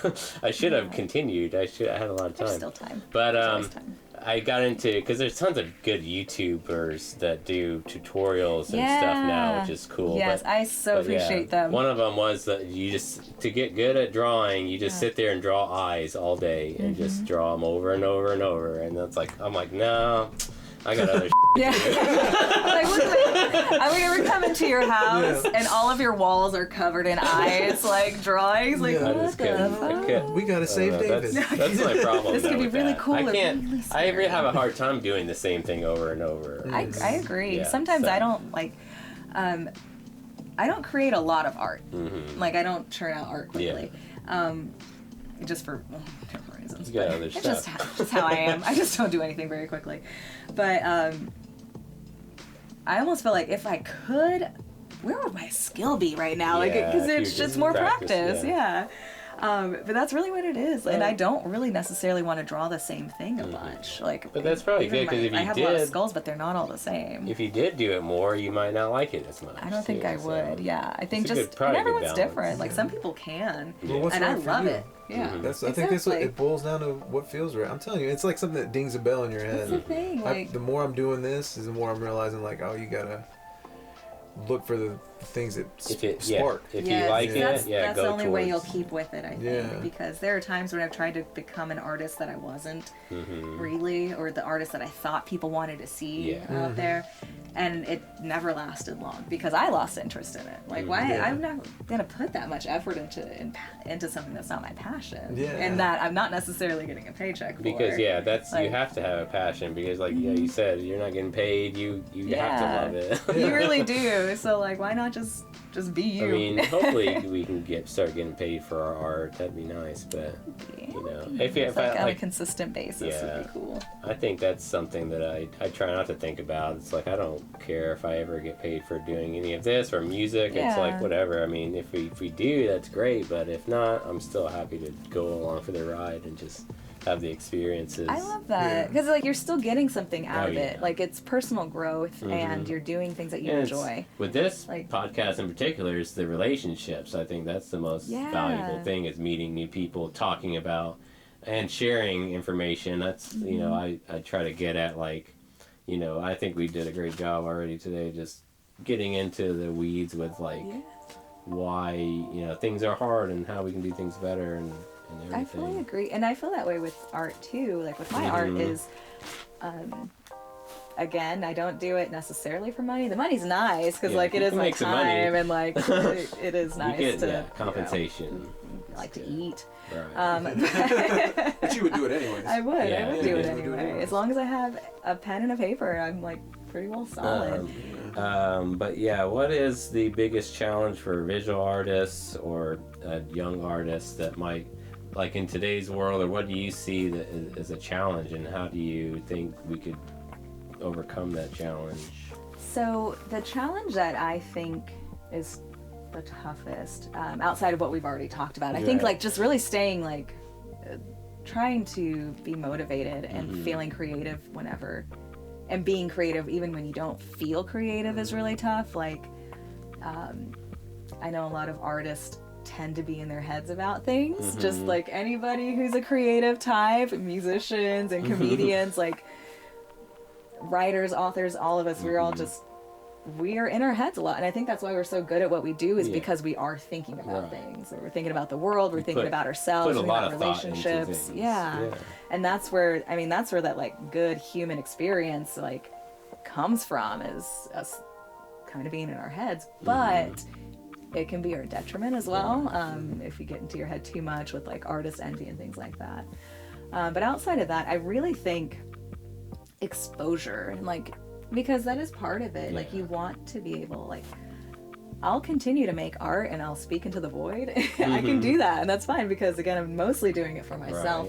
But having that outside validation is really important too, and like having that like known support, which is not just necessarily like financial support, but support of people. Yeah, like, your community. Yes, building that community is so important, because that is how you can get your name out there, and it's really huge to like get that kind of validation back of like, we see you, you're amazing. That's all I think anybody ever wants, is to be heard and understood. Yes, absolutely, man. We really do. In the right way, in the way that we want, like that we can have some say in it. And I think that's why art is so cool, how whatever form it takes, whether it's audio or visual, or if it's a written way. Like I said, it's an expression, and it's your communication. It's something that you want to say to the world. And I've said this about art too. It's like, for a lot of artists, I think communication, traditional communication, is hard for a lot of introverts, or a lot of people that live inside their head a lot. So that's why they create art to communicate. To do that, And so I am a pretty introverted person. I guess maybe an ambivert. I like kind of both here and there, but as I do. But did I tell you guys I studied like women and gender and sexuality studies at school? I wanted to ask you about that too. Just actually getting that exposure is really tough, I think, with social media. Like, people are always, a lot of artists and other folks are complaining about, like, I've got this huge following and no one sees my stuff, and that shit sucks. I'm not good. Don't come to me for advice on how to be better at social media, because that's not me. If you ever follow my page, Cloven Hands, you will see. But I mean, I'm on there. Well, you've got I'm doing that. And you've got a lot of stuff up there. I mean, you can go and view. But what I found, what I enjoy more than that part, because with social media, I do feel like I'm speaking out into the void. It doesn't matter. It's because I'm not there. I can't see people or anything. That's why I like festivals so much. I like setting up an artist booth. That's my absolute favorite part of the like business part of art.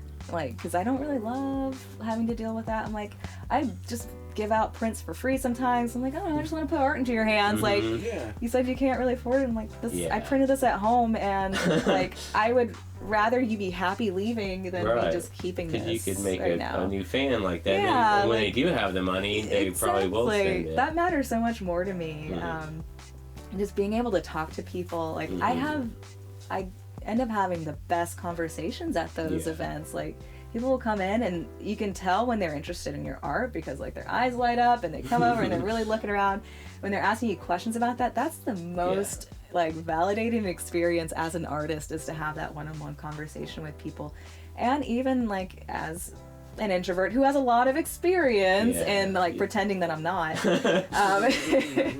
but having like that commonality to talk about, which is also what your passion is so much easier. Yeah, it's easy to talk about the things that you love. I mean, I'm an introvert also. I think I'm on the same lines as you. A lot of people won't think that I've met people there that I've told people, yes, I'm introverted, you know, and it's like, you're not introverted. I'm like, you know, they don't know me. They only know me from me being out and social. Like, we can work past that. Like, I can work around it and push yourself to, but it takes effort. So I don't think know that's anything about that. I'm an extrovert, so you never have to worry. Well, what's that like? You have to be around people when you're not. You're sad. Like, that is the opposite, right? I think that is the difference. Is that introverts get energy from being alone, whereas they are drained. I really recover well. It's the opposite for an extrovert. Whenever it's probably a lot of energy not to You're like, man, I'm bursting. I'm frothing here. Because how do you get approval when no one else is around? That's it. You know, you're right. It's really just, hey, look, Mom. It's like back in like Facebook days, like before when people would just like, oh, having a hamburger. Like, oh yeah, I did that. Elle is. I would just post lyrics to songs and wait till somebody was like, oh, I know that one. Just out there, I'm like, obviously, I want attention. Somebody interact. Nick is getting a burger. From where? How is it? Mom, I'm at. That's what Mom and Dad are the only ones who say. I guess I had one. Well, like the last thing I had really that I was kind of still curious about is the name of your. I guess it's your art or your page is Cloven Hands. Where did you come up with that, or what is it? What is the significance of that name? So. It's a little weird. It's a little weird. So it started off with, I really liked the cadence of the 1, 2, 3, like Cloven Hands. And I've noticed, like, so whenever I first started to, like, kind of create an art as a business, I just used my name. And at the time, it was Lisa. It was like Lisa Prather Art.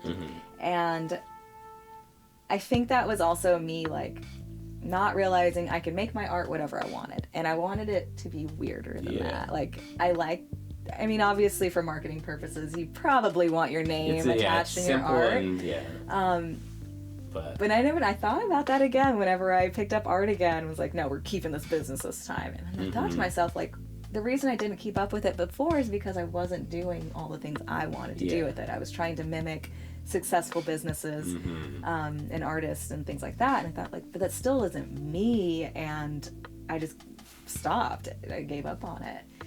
So I was like, you know what, no, this time I'm like creating something a little weird. I want it to be more of like, I don't know if I can really call it a brand, because I like the idea of it being like, it's this entity that's me but also more than me, and it's things like I kind of envision in the future maybe there are projects and things that I want to attach the name Cloven Hands to as well. Not necessarily. Yes.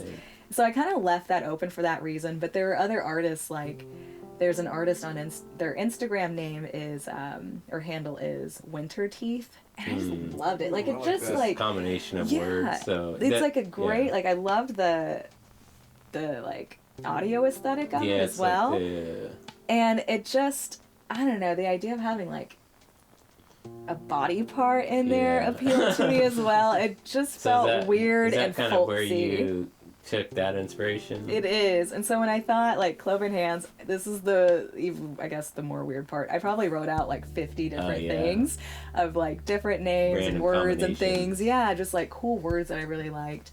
I ended up choosing Cloven Hands because I thought about cloven hooves, because I just love like the demonic imagery that's associated with it. But I chose hands because I always feel like I'm kind of split between interests.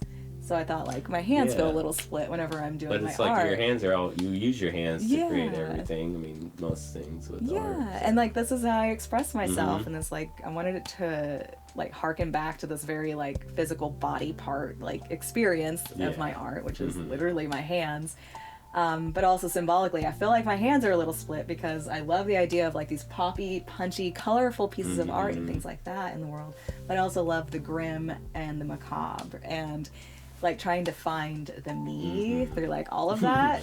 And for, you know, maybe I'll pop back over the line sometime. I kind of leave it open, but it's a little weird. It's like, I'll be honest, you're like the second person who's ever asked me that. And within the past week. No one's ever asked me before that, but yeah, that's really the like weird thing. Also, I just thought it sounded cool. Yeah, it does. That was overall. It was like this sounds cool, and it hits these other things of what I'm trying to do, like as far as branding. It reminds me of coming up with a band name. It's like the worst things. Yeah, that probably is what it is. Yeah, like we could literally have my name in the band. I've done that exact thing where you just write out like literally like hundreds of lines of random stuff, and you're like, just okay, combinations of things, because it's fun too, and like it's kind of fun, but it's like also. Wordplay. I always hate it because luckily you're the only one that had to make that decision. True. When you have a band with 4 people, you're like, it's a nightmare to agree on something. You think about maybe one person not loving it as much as the next. Like, it could have been Alien Ant Farm. You know what I'm saying? Oh man, But I also do aliens. think, I do think that with bands, with bands in particular, people put way too much emphasis. Like it doesn't really you can just matter. have any old name. I mean, I always think of like, the Smashing accept Pumpkins. Speaking of which. But it's like, that's a terrible name. What is that name? But it's like, you don't associate, the music has taken over the name, and that's what that happens a lot. Eventually, people are so associated, like, they associate your name so much, they don't even think about it. Like, I've never, like... That's probably why people don't. Is one. That's one of those names. But yeah, like, I don't think about, like, that's a weird name that you chose necessarily, especially if you're already familiar with their music and you just have grown up hearing certain things. But, like, you really could just have any old thing and it will be fine. People will associate it with you. I think it's more about the art, and then when the art stands above it will... It speaks way more. And, like, they associate that part with you, and the name is just like, oh, just as much as, like, a government name, it's just like, oh, that's cute. It doesn't dictate anything else about you. So, Nick, did you have any more questions for Elle? Well, did we want to go over some, like, old costumes? Yeah. Oh, yeah. Costume wheels, yeah. What's, Nick, what's your favorite costume that you have? Whenever I was around 9 years old, I had a Power Rangers Ooh. costume that was plastic. I don't know if you remember how they used to made, but they were made smaller than. I was a big kid. Oh no! Right? So as soon as we got it, I ripped it, but I persevered and went trick or treating, which is really just a metaphor for my life. I'm chasing the problem that caused the issue. Oh, you gotta get more candy and then get fatter, so I can't fit this costume. So you're like, I need this candy. So but it didn't slow me down. And I was the Blue Ranger because I was sad. You're also oh man! So that was your favorite costume? No, I was just happy with my perseverance. Yeah, that's a really good story though for a child's perseverance. Because I can absolutely tell you that baby Elle would have thrown a tantrum, and it would have had to be fixed, or like we're going to the store, or we're just not trick or treating, and I'm gonna throw a tantrum in my room. I had tidy whitey, so I was good. Oh yeah. Yeah. Oh, so you know. Yeah. So underneath, I was a superhero as well. Yeah. Captain Underpants. And you never got credit for that, did you? I wore 2 costumes that day. Yeah, I don't remember, Nick, you really were a huge fan of, or dressing up. I don't ever really remember you dressing up very often, which I didn't really either. I mean, after a certain age, I think. I did farmer here for Dave of the Dead. And then I did construction worker, which was just me putting on my work clothes. Yeah. So. Oh, yeah. Yeah, I don't really like dressing up that much either. Really? No, I hate dressing up in costumes, especially for Halloween. It's like, ugh, I have to like go out and look for stuff, and I have to put it on, and then I have to pretend to be somebody else all day. Oh my gosh, what a terrible thing. That's why you go with the mask. You gotta go with the mask. No, I fucking love Halloween. Yeah. I fucking love Halloween. I dress up to sit at home. I've actually started. Yeah, every now and then I'm like, every now and then I'll just put a wig on. And I'm just like, oh, I just wanted to wear a wig today for some reason. Oh, that's awesome. So I'm vibing. I'll be writing a paper and like. Yeah, you sent us some nice photos of. I'm just vibing. You sent us some photos of a few photos of your past Halloween. Yeah. You want to talk about some more recent ones? So lately, I have been doing like costumes that are just, I think, probably more fit into what I already look like, kind of thing, or like something I can do and be recognizable. Probably because I'm like a little bit cheap, but also.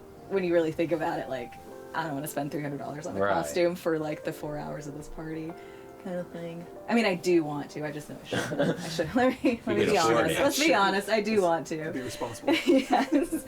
So, and I also like dressing up as men a lot for my costumes. It's weird. It's something I never really, like, it's not weird in and of itself. It's weird because I didn't realize that's a thing I enjoyed. I was just always doing it. And so Weird Al, I think, is my favorite one of like the past few years because I literally just put a mustache on. I used my eyeliner to make a mustache. I already had Weird Al hair at the time. Yeah. I had the glasses. I borrowed my husband Ryan's shirt and like just went to the party. Perfect. And it was such a hit. Like I looked like Weird Al. That's perfect. It's great whenever you can hit it and people know immediately. Yeah, and I don't know, just working with it, because sometimes putting on a lot of stuff is just kind of uncomfy. But you know what? This thing it's lightweight. Like, you guys are welcome to like. To play. Yeah, it's bounce. It's a lot bouncy. It's gonna look so good. Whenever I'm doing my high kicks later, it's gonna like they are gonna fly. I was always told not to ask. No, you can't. I gave you permission. I gave you permission, and that is the correct thing. You shouldn't. I still always just because I'm so afraid. That you should be. You put that on first. Also. What is her name? Is it Headmistress Trunchbull from Matilda? Oh, yeah. That was another fun one. Because, I mean, I ordered a sweater, which is still my favorite sweater. I was wearing it last night, the, like, 1972 Olympics one. Oh, yeah. And then what else did I do? That was the It Crowd. Yeah. That's right. Moss. That was my favorite. That was what I was going to say. That's right. Yeah. And I could do Moss's hair if I just grow my hair out right. Like, and I've thought about it because I also have such a big crush on Richard Ayoade, who plays Moss. I'm just going to... He still looks great, everybody. Just letting you know. If you haven't seen him lately, I watched him in something recently, and he's, like, still really hot. He's on... I can't remember what he was in, but I've seen him recently. Countdown? Too. I watched He's also got, like, a travel show. Oh, does he? Something like travels with something, but he's really funny. Like he's so sarcastic. But yeah, playing Moss was really fun. I actually wore a wig for that one because my hair was short at the time, too short. But it's also easy. Like I just put a shirt on, had the wig on, and like did the Moss mug. Yeah. Like where his picture's on the bottom, like a few little Moss-isms. I was just quoting things throughout the night. That is typical. Why has it done that?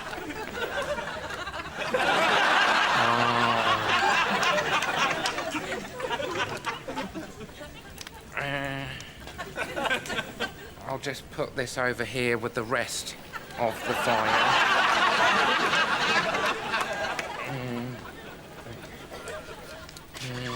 It's a really fun one. Because I think that, I don't know that, I mean, it's probably been done, but like, I don't know how much hard to pull off, I think. It's hard to pull off, and it's hard for it to like hit with our audiences, I think. Like, how many people watch that show? Well, I think it's a know people classic, who do, but I just don't know like outside of like it is. It's hilarious. It's one of the best ones. It is. Let me think. What else have I done lately? Oh, I was The Rock last year. That was a pretty simple one. It wasn't really worth the photo, but it was like specifically the '90s version of The Rock, where he has that short hair, he's got the fanny pack. Did you post a photo of that last year? I did. Yeah, I should send that. I might send that over. I was Freddie Mercury the year before that, and it was also just my hair. I put a mustache on.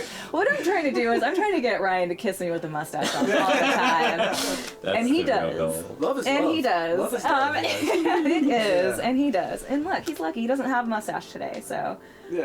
Tonight we're gonna be Milli Vanilli. Very excited for that. I cannot wait to show off my high kicks. Been practicing? Been ready. I don't have to practice. Oh, my bad. Listen. I've been doing Milli Vanilli kicks all my life. Oh, you're like... You've always been in practice. I've always been ready. This is my finest role. Yeah, I ran out of breath tying my shoes yesterday, so that's where I'm at. That's why I went to the gym today. Do you want to know whenever I'm at... So I go to UCO. I go to school, and I'm working on my master's in history, like through the lens of like women's, gender, and sexuality studies. It's a wonderful program. But when I'm at school, I go up the stairs farthest away from my classroom, so I have time to catch my breath when I'm in class. But then you get to the... It's a thing. I intentionally... That's happened to me before when you get to a place and you're like out of breath. Yes. You need to like give yourself time. Do you ever like, sometimes I pretend cough. So I'm like, so I'm like, I really want to breathe heavy, but I don't want everyone to know I'm struggling, fighting for my life. This was just to the door. like, I ate a big lunch, okay? I'm very full. A big lunch will take me out, too. I know, I'm just napping. Straight to the nap zone. Go right back to work? Come on, dude. Yeah, for me, I haven't dressed up a ton for Halloween in my adult life for sure, but I have more and more recently because I always typically have a Halloween party here, and that's why I've got all this junk. Yeah. But when's your party?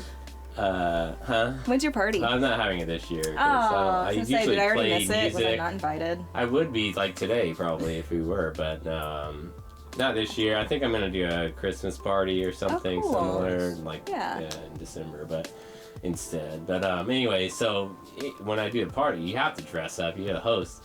So one year we were the Ninja Turtles. Yeah. Like 2018, the whole band. So that was fun to do with a group. Because we always typically do group contests or group costumes if we're playing. They're fun. The year after that, we were the Village People. That's which excellent. was awesome. Last year, well, then I didn't do it for a few years because of COVID, but then last year, it wasn't a group contest, but I had a good idea because I was just sitting at work one day and I'm like, man, I don't even think of a costume. I don't know what to do. And like what you were saying earlier about just going with an easy look. Yeah. It's like I literally Googled like costumes for bald men. And then One Punch Man idea was, it's like there's a ton of ideas. But I landed on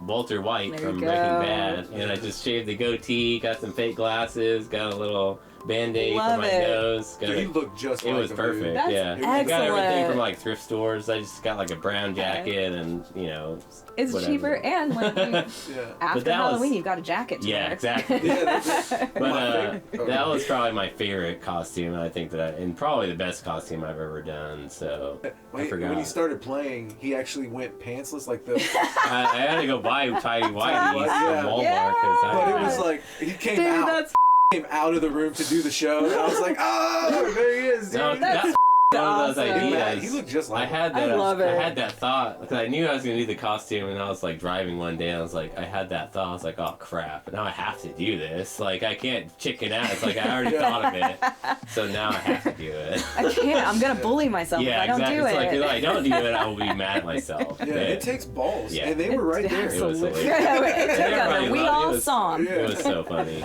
Yeah, good job, awesome. Dave. Good job, buddy.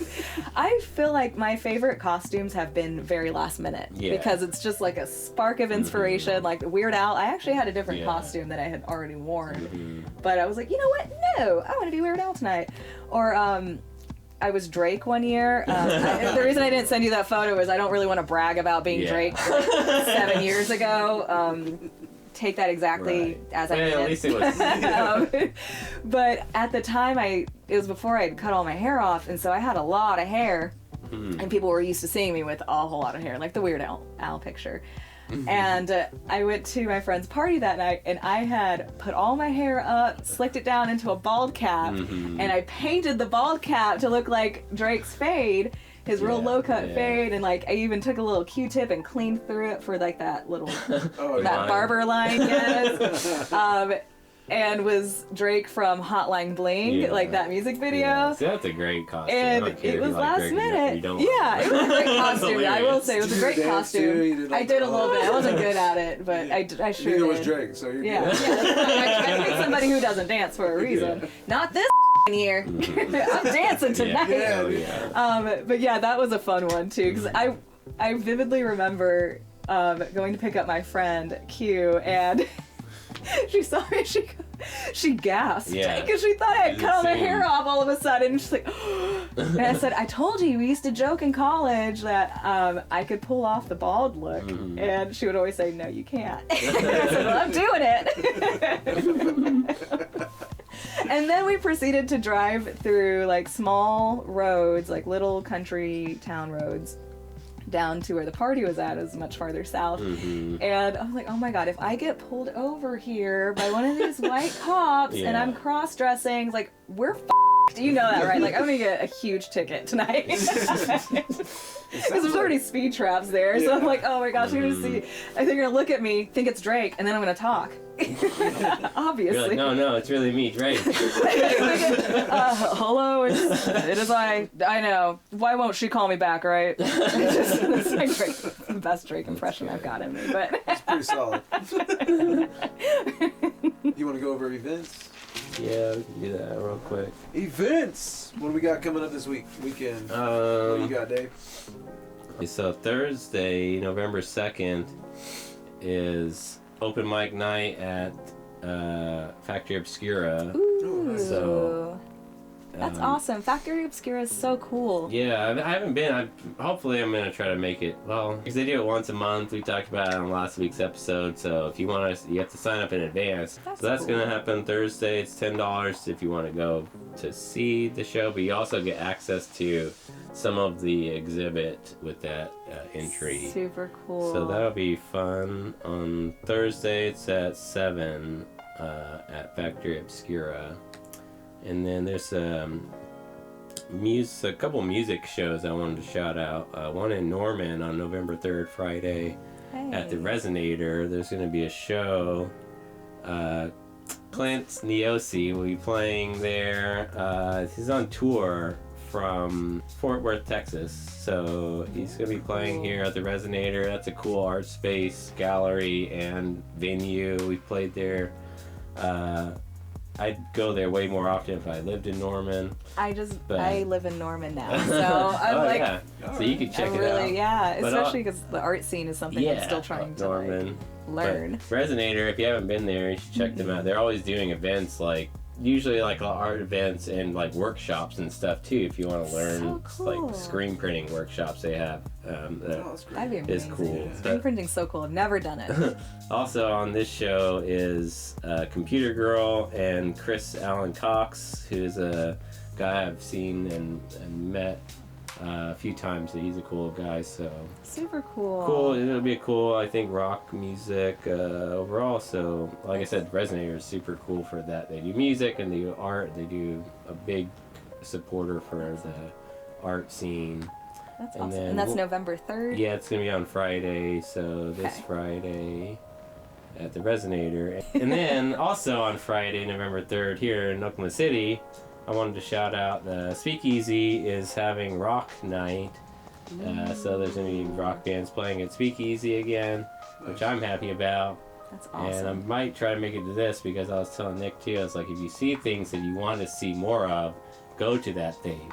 Yeah, you gotta support it. Yeah. So Speakeasy Rock Night is going to have Modern Issue, Caught Stealing, and Kinda Creepy. And I believe those are all local bands. Creepy. It's gonna be $5. Oh, it's really great for the show. Yeah, cheap real cheap.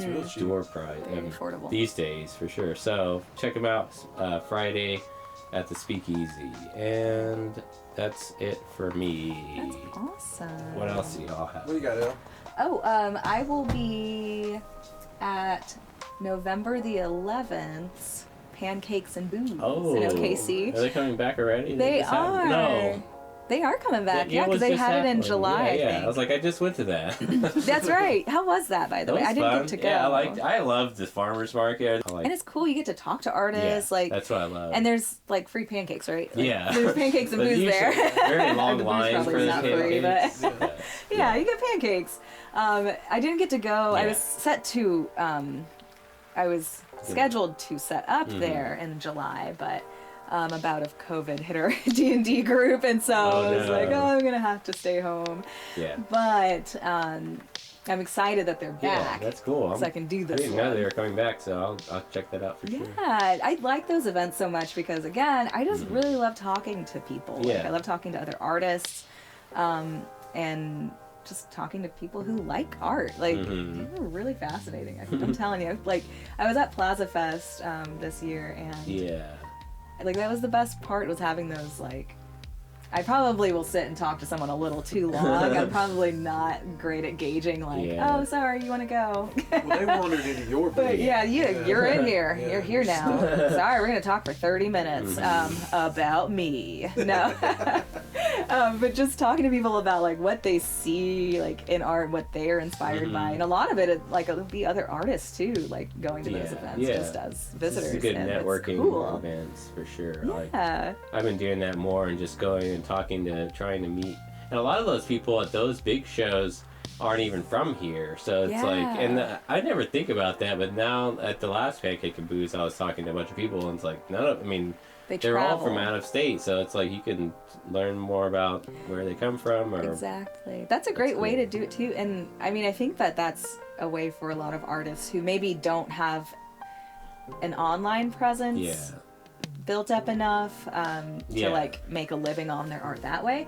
I think that's what a lot of successful artists do, is they go to these events, so they'll like pack it up and they'll go to a state over, you can go hopefully not every too weekend. far. I'm sure there's something. Yeah, there's enough somewhere, like you know, nearby, I guess, within a drivable distance to be able to make enough money. It's a way, you could do it for a living. I mean, that's with music. If you want to do music for a living, you got to play as much as you can all over the place and you travel. You gotta be in person.